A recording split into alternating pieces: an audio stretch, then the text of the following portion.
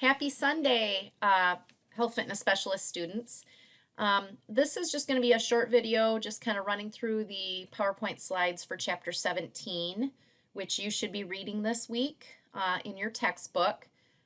Chapter 17 deals with plyometrics. Now, if you go down through your PowerPoint slides, you'll be able to download that whole PowerPoint presentation, but I'm just going to pull it up and just run through a few of the slides with you, and I'd like you to read the book, read the chapter, and then I do have some assignments that you're going to be doing for this particular chapter.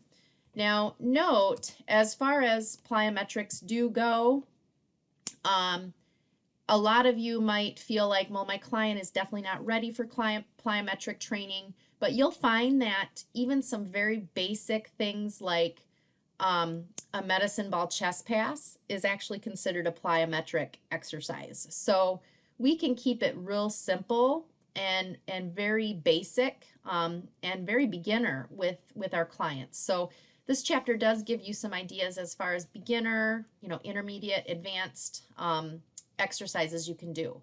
So as far as plyometrics go, it is considered shock training.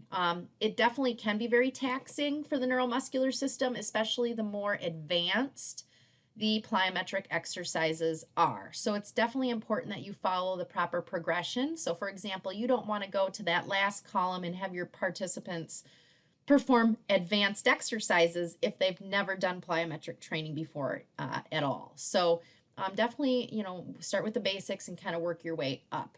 And then also recuperation. So we need to allow for a proper rest period in between not only our plyometric exercises during each session, but also between days.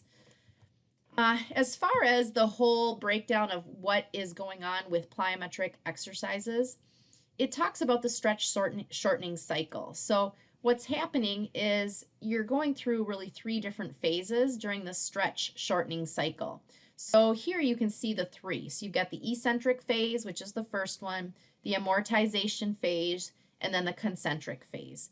So basically, so for example, if you're doing a squat jump, okay, so when you squat down, that's considered the eccentric phase because you're stretching the agonist. So in this case, the agonist would be quadricep, for example. So when you squat down, that eccentric phase is stretching that agonist muscle. So what's happening is there's energy that's stored when you do that movement. Then you go into the amortization phase, and that's basically that millisecond between the eccentric phase and the concentric phase. So when you squat down and then you jump up, okay, that little pause that you see is the amortization phase. Now, the best thing to think about when you're doing plyometric exercises is to keep that amortization phase relatively short. So you don't want to have a long pause because you lose the energy that's being stored. So, when you see people, for example, jumping down from a box, they might jump down from a box and do another jump right away. They're keeping that amortization phase short so they can release and use that stored energy and not lose it. So that's kind of a key thing to remember, really, when you're doing plyometric exercises, is keep that to a minimal. Don't, squat down and hold it. It's a quick, and then squat down and jump right back up. So when should we use plyometric exercises? Well, for sports performance, it's great. For those athletes who have to accelerate and decelerate, they have to change direction relatively quick during, the competition. Plyometrics are definitely great in helping them to achieve that. As far as work performance, if they have a job that requires them to run quickly or change directions or jump on or off things, like police officers or people in the military, for example, it can definitely help improve their work performance. And also it can definitely help reduce injury and help increase our stability overall. So it is a great thing to add to the program, but as I said earlier, make sure that you're progressing in the proper manner. Some safety considerations to think about as far as age goes: prepubescent children should not perform depth jumps or high intensity lower body drills. Okay, they're okay to do, the beginner, the basic type of plyometric training, as long as they can follow directions and they're able to listen to your cue. But be cautious about those higher intensity lower body drills just because injury is more likely to occur. And then as far as older adults, master athletes, we call them, they can do plyometrics as long as there's modifications made if they have any joint issues. Also, when we think about strength, when is a person ready to perform plyometric exercise? Well, the general rule of thumb is they should have at least 3 months of prior resistance training in their toolbox. Okay, so if they've never lifted weights before in their life, maybe starting off with plyometrics at the beginning of a training program is probably not the best idea. So get them comfortable with using the machines, the dumbbells, the barbells, body weight exercises, and then you can incorporate some plyometric things. As far as lower body plyometric drills, another thing that we can look at is if their 1 RM squat is at least 1.5 times their body weight, then they're ready for lower body plyometric exercises. Now, we don't always do a 1 RM, with our clients, so you might not know that. For upper body plyometrics, they say, well, if they can perform, or if they weigh more than 220 pounds, they should have a 1 RM bench press of at least 1 times their body weight. If they weigh less than 2.5 pounds, then they should have a bench press of at least 1.5 times their body weight. So again, we don't always do the 1 RMs, so you're not going to necessarily always have that data, but if you do, that's a great way to tell if your client's ready to perform a lower body plyo versus an upper body. So another alternative is if their upper body strength is the ability to perform 5 clap push-ups in a row, they're ready to do upper body plyometrics. But again, not everybody's going to be able to do that. So basic rule of thumb I like to follow is if they've never done resistance training, I definitely don't start off with plyometrics. I get them kind of worked into it and then start with some beginner drills. Speed at which you perform your plyometric exercises. Well, lower body plyos, they should be able to perform at least 5 reps of a squat with 60% of their body weight in 5 seconds or less. So if they can perform that, then they're ready and they should have sufficient speed to be able to perform the lower body plyos. For the upper body, it's performing 5 reps of the bench press with 60% of their body weight in 5 seconds or less. So if they can't meet those requirements, they might still be able to get a program with lower intensity drills that don't rely heavily on speed. Like some of these here would be good ones to choose. So, just thinking about, are they ready? And these are all ways. I'm not saying we have to focus on every single one and make sure they're able to do every single one, but these are all ways that we can tell as a trainer if our clients may be ready to perform plyometric exercise. Proper landing position. Well, we want to make sure that the shoulders are in line with the knees, okay, and knees are in line with the feet. So proper landing position. Also, a key thing is to land softly. It's not a thud, so they're jumping down from a box, for example. It's a soft landing, dorsiflexed ankle with the feet in full contact with the ground, okay? Keep more of the weight on the ball of the foot to allow quick turnaround. So if I'm going to jump down from a box and immediately jump again onto another box, for example, you want to keep more of the weight on your ball of your foot for that. So for your jumps, your hops, your leaps, your bounds, your skips, your quick foot drills, focus on keeping the knees and the thumbs up. Okay, so those are just some key things to remember as far as proper landing to cue to your clients. And then just some other things to think about as far as medical history goes. Obviously, if they have a medical history that might permit them from performing certain plyometrics, then we would just, not add that to the program.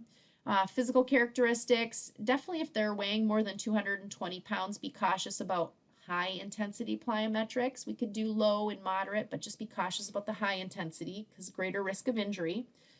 And then as far as proper equipment or proper space and facilities, landing surface is important. If you're going to do a lot of plyometrics, it's recommended that you use either a grass field, a turf room, a rubber mat, but not recommended is to do plyometrics on concrete, tile, or hardwood. Okay, so as far as the surface goes, the training area, you want to have enough room if you're performing rebounding or running drills, so at least 33 yards is needed.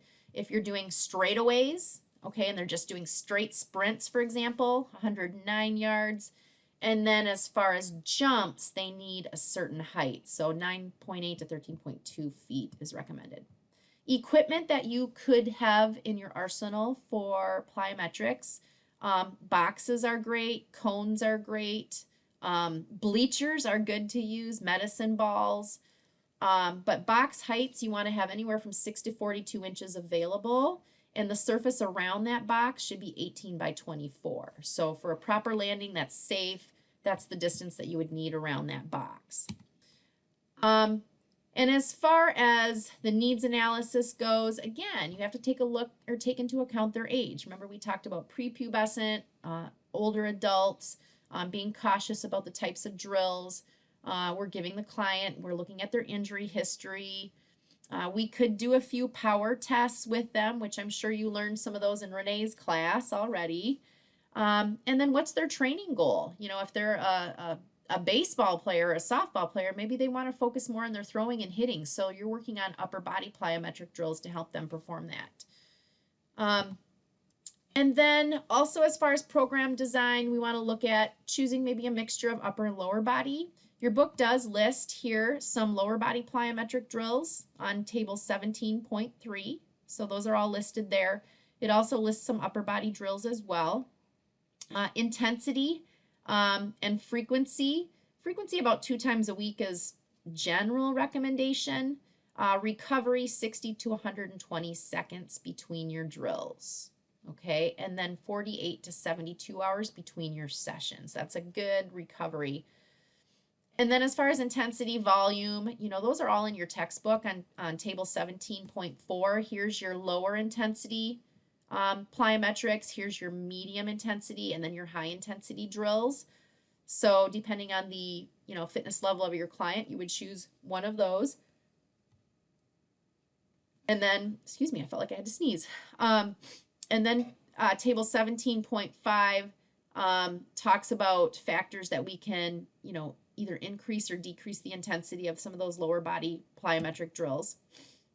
And then here's your volume guidelines based on age. So over here you have your ages. So if you've got a 41 to 60 year old, they're telling you, you know, if they've had more than 3 months of general resistance training, 40 to 60 points of contact is a good rule to follow for that particular age group.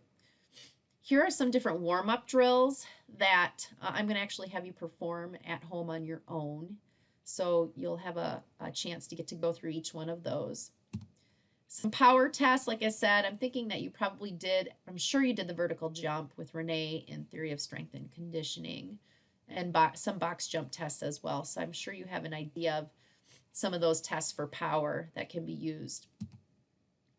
And then as far as a sample schedule, you know, at least 2 days a week is probably a great start. But here you can see Monday, for example, they chose to do upper body resistance training, but they did lower body plyometric training, no speed training. Tuesday, they did lower body resistance training and upper body plyometric training. So alternating between the two is a good rule to follow.